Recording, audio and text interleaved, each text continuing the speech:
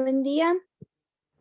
Mi equipo está integrado por Celaya Rodelo, Natalia López Acosta, Nieblas Amaya, Reyes Méndez, Sayas González, y le vamos a hablar sobre la educación y las transformaciones del mundo y México en un periodo de 1940 a 1958, de los temas vistos en el segundo parcial.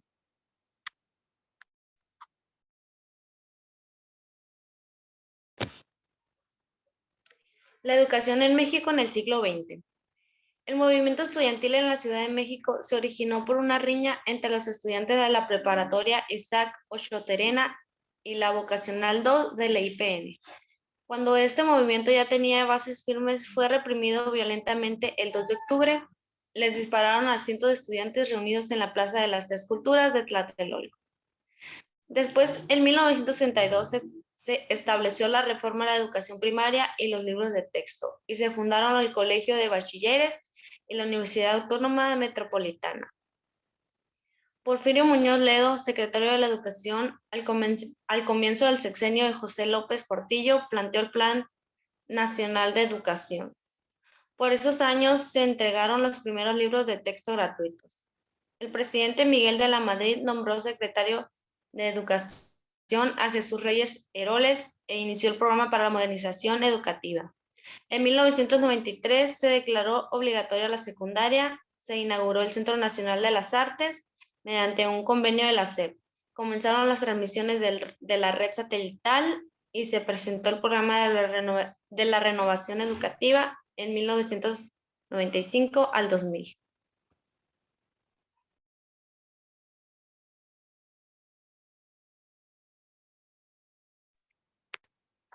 Políticas educativas de 1940 a 1958. Pues en este periodo de políticas educativas, México atravesaba una reconstrucción nacional porque necesitaba resurgir de lo rural hacia un México industrializado. El presidente Lázaro Cárdenas del Río reformó el artículo 3º de lo constitucional en el que establecía que la educación que impartiera el Estado debería ser socialista. Sin embargo, en 1940 la educación dejó de ser prioridad del Estado, y ahora en lugar de rural querían enfocarse como en lo industrial. El presidente Manuel Ávila Camacho, Miguel Alemán Valdés y Adolfo Ruiz Cortines impulsaron una política que pretendía industrializar al país, aprovechando la escasez de guerra por los recursos extranjeros, y a partir de ahí la política educativa favoreció la instrucción urbana, los estudios técnicos y superiores, de manera que el aprendizaje es esfuerzo industrial. Esto quiere decir que ellos lo que buscaban era que las escuelas generaran conocimientos que después de los alumnos que salieran, los ayudaran en sus empleos.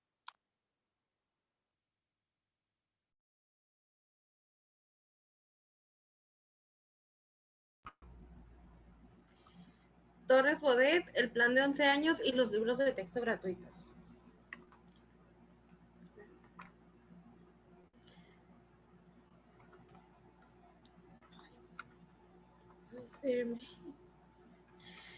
Jaime Torres Bodet nació el día 17 de abril de 1902. Falleció el 13 de mayo de 1974. Él nació en la Ciudad de México y realizó actividades como la escritura, la poesía y la docencia. El plan de 11 años es el Plan Nacional de 11 años que abarcó de 1960 a 1970. Buscaba acelerar y mejorar el proceso educativo en todo el país bajo la dirección del ministro Torres Bodet, el antes mencionado. El gobierno federal editó enormes cantidades de libros de texto entregados a los educandos gratuitamente. Durante el plan de 11 años se modificaron planes de estudio, se reagruparon asignaturas. Las demandas de la población requerían muchos más profesores, además de que en numerosos casos las poblaciones se organizaron para hacer escuelas, caminos y otras obras dentro de lo llamado Ejército del Trabajo. Durante el plan de 11 años, lo más notable de este fue que, sin embargo, lo que más resaltó es que duró 2 sexenios, además de que fue una política del Estado y se respetó por su contundencia, sin contar con que Jaime Torres Bodet solicitó al presidente Adolfo López Mateo que se llevara a cabo este plan de acción en el país sin contar con los elementos necesarios para su desarrollo. Ya después de eso, aunque lo hubieran comenzado sin todo lo que se necesitaba para desarrollarlo, se crearon los libros de textos gratuitos por medio de la Comisión Nacional de los Libros de Textos Gratuitos.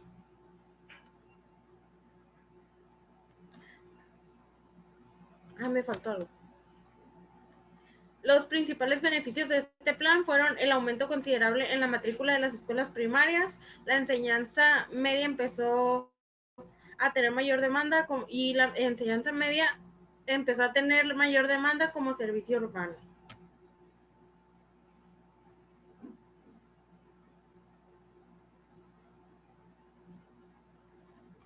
Del artículo 3, la reforma de 1946, educación armónica y democrática.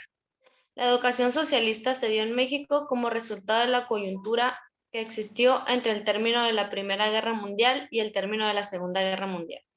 La educación socialista se hizo imposible en un mundo capitalista por razones internas y externas.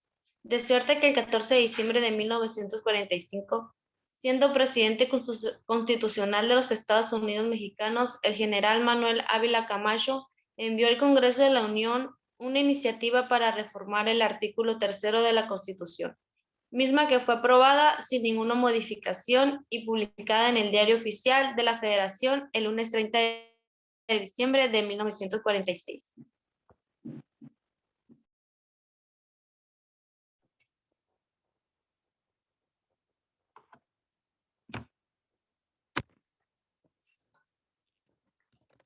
La creación de un sistema nacional.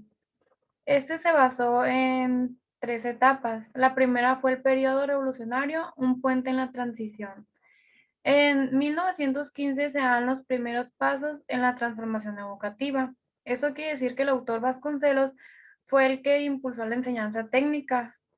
Él aumentó el número de escuelas, tanto para niñas como para niños, porque antes no se les permitían a las mujeres estudiar o crecer como personas. Ellas se dedicaban más a lo doméstico, pero en las mujeres hubo 3 vertientes. Se basaron en la enseñanza industrial, en la comercial y en la de técnicas domésticas. Después fue la creación de un sistema nacional de educación superior. El sistema tiene como antecedentes la conformación y el reconocimiento del Instituto Politécnico Nacional en la fecha de 1940, que contaba con 3 niveles, el prevocacional, vocacional y el nivel superior. Después fueron las consideraciones finales. Esa fue una narración de la educación técnica en México desde la independencia, de un lapso de 1810 al 2010. Se puede apreciar el surgimiento y formación del sistema de enseñanza técnica en nuestro país. Presenta la enseñanza técnica como un proceso histórico y por lo tanto cambiante. O sea, es todo lo que pasa en la historia, genera cambios, avances. La siguiente.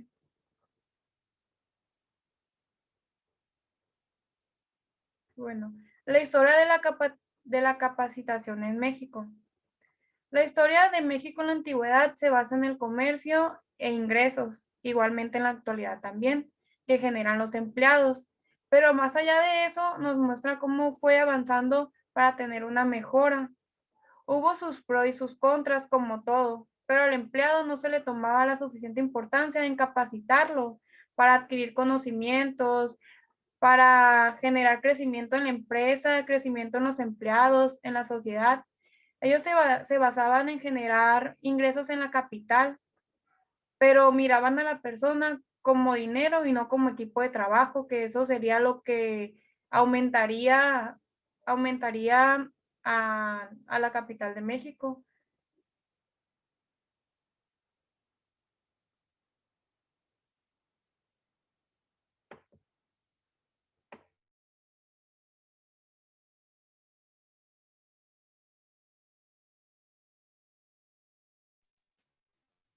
Políticas económicas del crecimiento y desarrollo en la segunda mitad del siglo XX mexicano.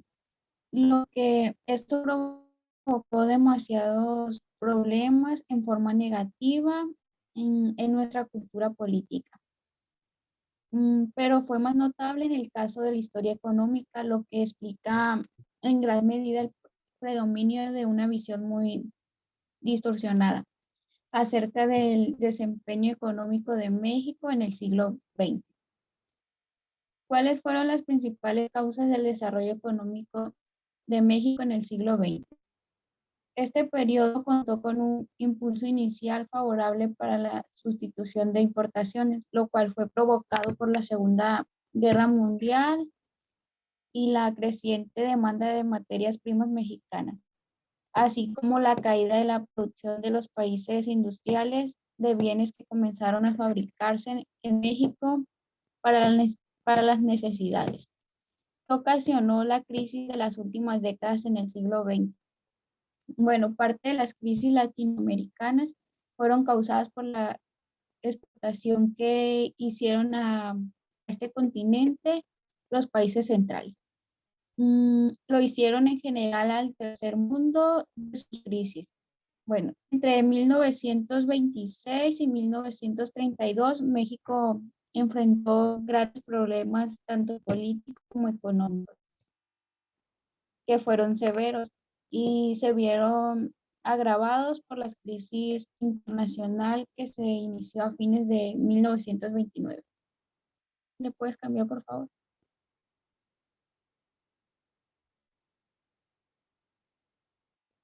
México en la Segunda Guerra Mundial.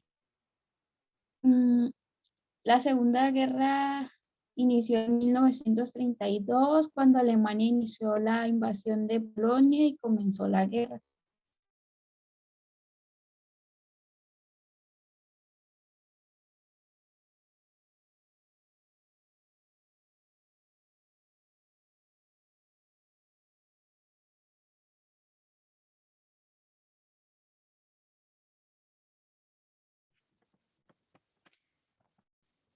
La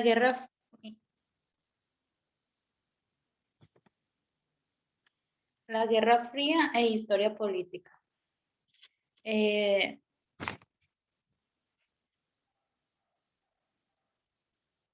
La Guerra Fría fue un enfrentamiento político, económico, social e ideológico, militar e informativo, iniciado a finales de la Segunda Guerra Mundial entre el bloque occidental capitalista, liderado por Estados Unidos, y el bloque occidental comunista, liderado por la Unión Soviética. En 1945 comenzó la primera fase de esta guerra. En 1949 Estados Unidos creó la Organización de Tratado Atlántico Norte, la cual es una alianza militar intergubernamental con el objetivo de enfrentar la influencia soviética europea.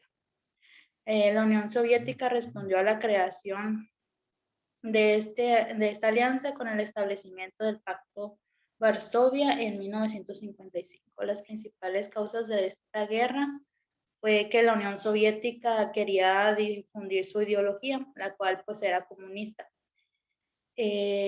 a todo el mundo, lo que alarmó a los americanos que odiaban ese sistema político. La adquisición de armas atómicas por parte de los americanos alertó enormemente a los soviéticos. Ambos países pues tenían un ataque constantemente uno contra el otro. El presidente estadounidense tenía un odio contra el presidente ruso, Joseph Stalin, y pues las premisas y los hallazgos generales de la historiografía es que surge el fenómeno estabilizador de estabilización autoritaria de la política y del conflicto, que influye en el fortalecimiento del partido oficial, mutación del Partido de la Revolución Mexicana, surgen nuevas leyes electorales y ciertas normas. Surge el Acuerdo de Libre Comercio en Estados Unidos en 1942, el cual beneficia a muchos mexicanos.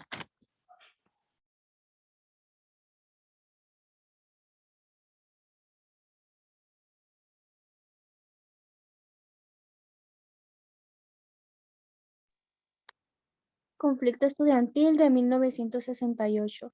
El conflicto comenzó ya que los estudiantes protestaban por la intervención policíaca durante la pelea entre alumnos de la Vocacional 2 y los estudiantes de la preparatoria. La manifestación fue reprimida, por lo que los estudiantes decidieron tomar en protesta las escuelas para hacer saber a las autoridades que no estaban conformes con las medidas que tomaron. Pero las autoridades, lejos de reflexionar sobre sus actos, decidieron tomar medidas aún más extremas, ya que por estas fechas se celebrarían los Juegos Olímpicos en México y los que menos querían ellos era presentar una imagen de México que no fuera pacífica. Lo que comenzó como un conflicto entre estudiantes se agravó a tal manera que el día 2 de octubre de 1968 se terminó con la vida de estudiantes, maestros, amas de casa, niños, personas que jamás se imaginarían que ese sería su último día. Ese día comenzó como cualquier otro. Personas que solo querían divertirse salieron a pasear, algunas personas se dirigían a su trabajo, otras simplemente se sintieron atraídos por la gente, pues por el movimiento. Ese día, entre los manifestantes se infiltró el Batallón Olimpia. Cada integrante del escuadrón contaba con un guante blanco en su mano izquierda para poder distinguirse entre sí. Una vez que tomaron lugares donde les sería posible abrir fuego, procedieron a asegurarse de bloquear todas las salidas posibles, desde las salidas principales a las salidas de emergencia. Y una vez bloqueadas las salidas, comenzaron a disparar contra los manifestantes y civiles que se encontraban en la plaza. No les importó que fueran niños, no les importó que fueran personas que no estuvieran, pues, involucradas centralmente en el conflicto. Hasta la fecha no se sabe de manera exacta cuántas personas fallecieron ese día, ya que al finalizar todo el movimiento se llevaban los cuerpos en camionetas y no, como las personas no sabían dónde estaba su familia, si habían asistido a la manifestación, o las personas que simplemente pasaban por ahí, al reportarlas desaparecidas no les daban señal del cuerpo. Y no, las personas que pues no quedaron muchos cuerpos también sin identificar porque la familia no sabía sobre ellos.